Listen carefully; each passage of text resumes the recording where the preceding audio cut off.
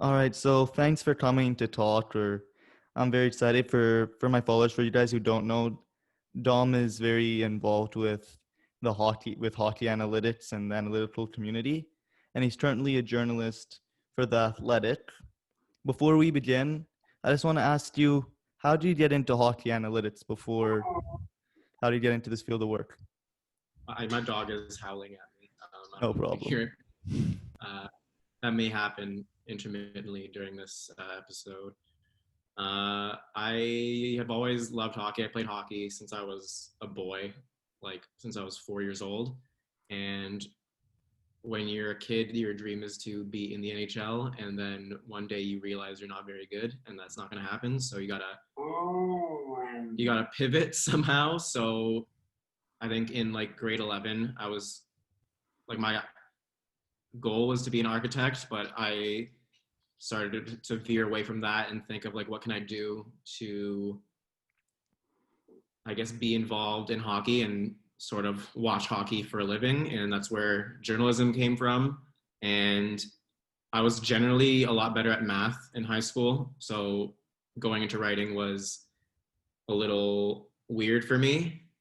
But then when I was in university, the whole hockey analytics movement came to like the forefront of a lot of discussions around how good teams and players are, and it was sort of a perfect timing thing where no one was really writing about it, and I had a strong, I guess, ability to comprehend the numbers. And I've always been interested in stats, and this just seemed a natural progression where I could write about it and I could pitch those stories to places where no one else was writing about it. So it just sort of worked out that way. That's awesome. I think many people now are probably interested in that path too. I know personally I am. That seems amazing. Then now just on to the juicy stuff, the hockey and for the model. For people who don't know, do you think you can explain your model, the game score value added model, for people who don't know? Yeah, so I think it was in like 2015 that there was a website called War on Ice, and everyone who worked on it now works in the NHL, and their whole thing was creating a war model. And one of the first models I made at the player level was just taking that and sort of creating a projection from it. And that was sort of the framework for everything I've done since. And once they all got hired and that war model wasn't getting updated, I realized that I needed to take matters into my own hands, and I wasn't as technically capable as them, so it was a bit difficult. So I wanted to make something simple. And during the Stanley Cup Finals that year, I was also watching the NBA Finals a lot, and it was LeBron, I think, beating Golden State and winning that championship for Cleveland, and he was just insane during that run. And I was reading a lot about it, and at 5:38 they used something called game score for the NBA. I'm like, okay, I'm reading up on this. Why isn't there something like this for hockey? So I realized that I could do that because it wasn't too hard. And then once I did it, I realized that I can apply it to an entire season. And once I applied it to an entire season, I'm like, okay, should I be able to? I can probably project future seasons using this stat, and that's sort of where it all came together. And essentially the idea is to have something that's on the same scale as points, so it's immediately recognizable to random people, and to sort of look at all the things we already look at and combine it in a sensible way, so goals, assists, shots, and then combine that with some of the more advanced stats, so at the Yeah. time, which was on ice Corsi differential and all that. And since then I've improved and sort of put more emphasis on defensive metrics, added expected goals instead of Corsi. But basically, instead of looking at just points or looking at just a player's expected goal differential, it sort of combines them into one number and ascribes a value from that based on how many wins they likely added to a team's bottom line. Yeah, I think what's tremendous about your model and some of the other models that come out is that it's one number where it's easy for people who might not have the time to research too deeply into the numbers. It's easily understandable. It's like familiar with points, like you said. And with that in mind, what are your thoughts on the accuracy of like public models, the ones that are made at like Evolving Hockey, your model, by Micah McCurdy. How accurate do you think they are for application? It's really tough to say. We all have different things we're doing, and I think the things we're measuring are generally accurate. It's the issue of whether what we are measuring is the right thing, because right now the data available to us and the public for the NHL is very limited in scope. You have points, you have what a team does with a player on the ice, what he does when he's off. You can regress based on those numbers, but you don't really know like which players are carrying the puck, which players are retrieving it, which players are winning battles, which players are moving it through all three zones. And we have some idea because there's a amazing human being named Corey Schneider who tracks all of that and is very helpful in sort of filling in the gaps. But without that info, we're sort of just guessing and inferring based on what a player does compared to when he's off the ice. And I think that is a lot of the battle. I think if you're a player who has a lot of zone entry and zone exit success, but you're not getting results in those minutes, then it may not matter as much as it looks like it should.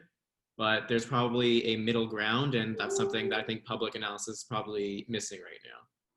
I think I agree, since especially on social media, I'm sure you know about it from your Twitter, that there seems to be almost a line between people who really enjoy using the statistics and people who are more firmly into the eye test. So knowing that, what do you think is the best application of the statistics when compared to the eye test, especially when there might be a disagreement between the two for fans? I think a lot of the time, I think people have to understand that like a large majority of the time, there's no disagreement whatsoever. The stats will say something and the eye test will be like, yeah, that adds up. I think there's a couple of issues in terms of disagreement. The first, and I think the most important, is that no one is watching every single game. Yep. And to cling to the eye test usually comes down to not clinging to the eye test, but using worse stats. So a lot of people will look at a player's point totals and say, this guy must be better. And if the stats don't line up with his point totals, then something is wrong, which is not the best way to do it. And there's a lot of people who don't do that, but the majority cling to worse stats than simply using better stats. The other issue is that the eye test has merit, and then there'll be stats people who will be sort of stubborn in their beliefs that the stats must be everything. And I think that's wrong as well. There's obviously two sides to the argument. But essentially, in those cases where there's disagreement, I think there needs to be openness on both sides to bridging the gap. And because the answer is probably somewhere in the middle, where a player might not be good as he looks, or a player might not be as bad as he looks, or a player might not be as good as his stats suggest, or not as bad as his stats suggest. And I think in those cases where there's a disagreement, that's where you really need to look into everything deeper. You need to scout him deeper. You need to look into the stats deeper to see what the other side might be seeing in terms of that disagreement. I agree, and especially I know you caught a lot of heat for not having Leon Draisaitl on your heart. I mean, like your heart picks for the year. So, what was your response? Like, what did you think about that when you got all that heat? It's interesting because I know there'll be people who watch Leon Draisaitl and say this is the best player in the league, and I totally get it. Like, I was considering him. He was definitely in the running. It's hard to leave someone out when he has that abundance of points where he leads the league by a wide margin. And under normal circumstances, the guy who leads in points is probably a top 5 player that year. I don't think if I went back that it would happen very often that a point leader was that far off by my model. This is just an outstanding year where the guy who led the league happened to have some of the worst defensive impacts, not just on his team, but in the entire league. And when you look at Edmonton as a team, you see that one of their biggest problems is team defense. And one of the major issues in that regard was their MVP, their best player that year, which was Drysdale. And it's the same with McDavid, where I can see the strategy, which is if you have two of the best offense players in the world who thrive off the rush, that you want them trading chances because it just makes sense. You're going to score on more of those chances than not.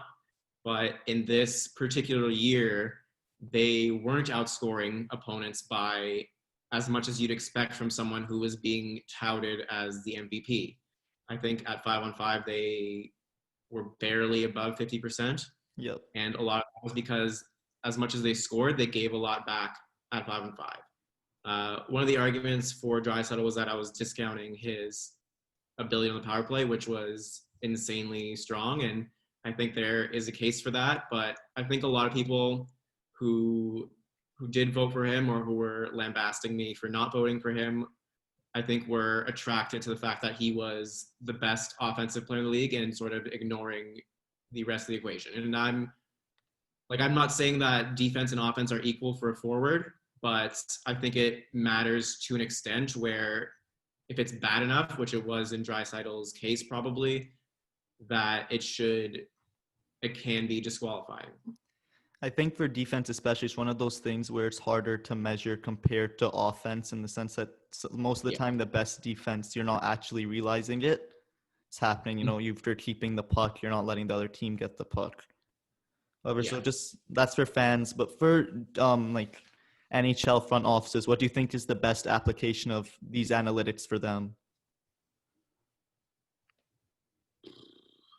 There's a couple of things. I think it really depends on what you're looking for. I think in terms of free agency, you want to know that the contract you're signing will be good value.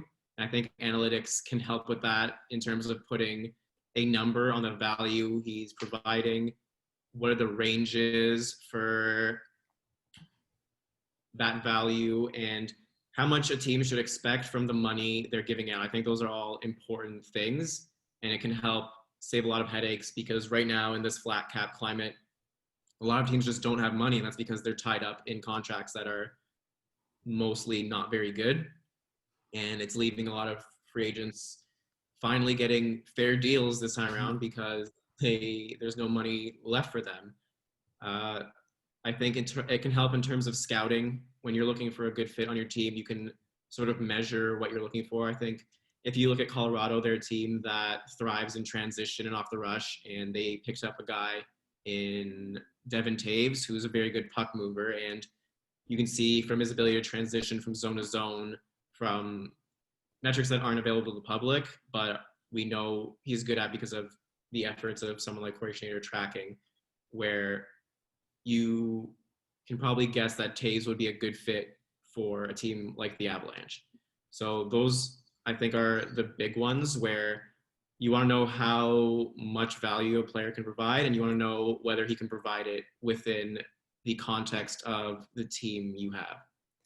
For sure. I'm a Canucks fan, so we're pretty, we're strapped with the contracts that we have right now.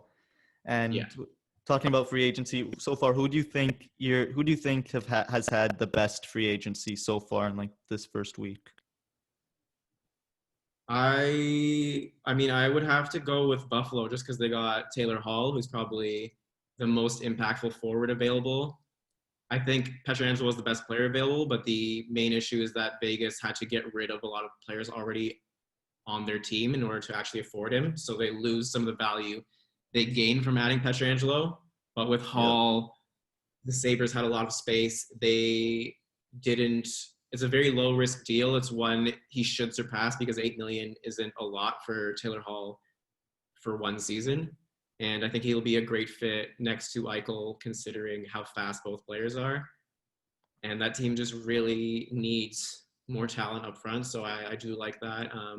I like what the Red Wings have done, mostly because they got rid of a lot of very terrible players who probably aren't NHL caliber and replaced them with players that are NHL caliber. So they'll probably improve the most as a result of that. But I think I like Buffalo the most because what they did changes them from a team that'll probably be near the bottom to one that can potentially fight for a playoff spot. Yeah, but I actually agree with you on that. And then on the flip side, who do you think has had a rough off season so far in terms of free agency? Well, I mean, it was looking like Vancouver for a while, but I think them adding Nate Schmidt helps with that a lot.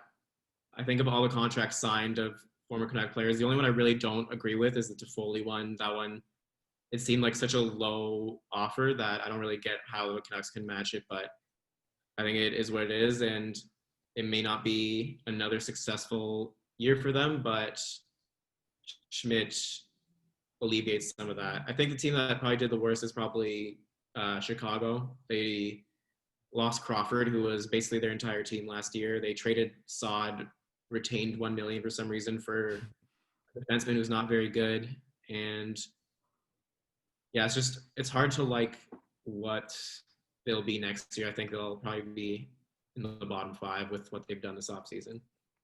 I think many have assumed it's part of their tank job, I guess, and there's internal talks like from Kane, like rumors about Kane and Taves. They're not happy about the moves, but as you know, so we don't take too much of your time. Lots of people are wondering, do you have any projects coming up regarding projections, value models? Well, one thing I'm working on right now that'll be out next week is looking just at how each team has improved during the off season. So looking at who's in, who's out, how many wins they added from the off season, and sort of ranking every team in that perspective. All right, that sounds great. Thanks for coming to talk. It was I know I learned a lot. I hope a lot of my followers and lots of people in general can learn a lot, since I do personally believe that these numbers, the analytics in general, they'll play a big role in the future of hockey. Just even despite the randomness of the sport, there's a lot of room for like the analytics to be used, and you're a leader in the whole public analytics movement. So thank you for coming to chat, man. I appreciate all the kind words, and yeah, it was a fun chat. Hope to see you soon, man. See you Yeah, later. take care. Later.